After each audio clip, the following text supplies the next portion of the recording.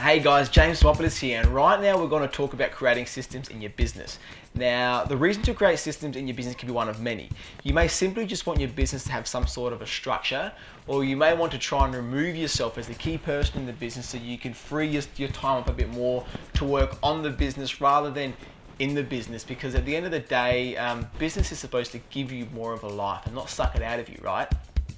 Or you may be wanting to create a plan to eventually sell the business in which systems will add huge value to your business because the buyer can simply purchase it from you and continue to run it as it is. Now, I'm going to start off by saying a great quote I heard a mentor of mine say not long ago. And what it was is, if you can climb a mountain on your own, it's not a very big mountain. In other words, the people you choose to work with and work for you should be helping you achieve your end goal.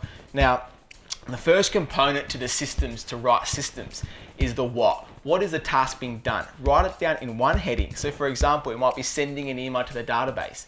What we then want to identify is the who. Who is actually undertaking this task? Here we don't want to use people's names, we want to use people's titles. Why? Because titles will transition and turn over less so than people's names. So once we've got the what and we've got the who, we then go on to the why. Now this is critically important because this brings in a little bit of the leadership aspect in terms of telling the person who is responsible for completing this task why this task is critically important to your business, and not only that, why it's critically important that they follow this system to ensure that the task gets done to company standards. Now, what most people do when they write systems is they skip straight to step 5. The problem with that is they've missed the context, they've missed assigning the responsibility, they've missed everything in between, and they go straight to the how, which is not the correct way to write a proper system.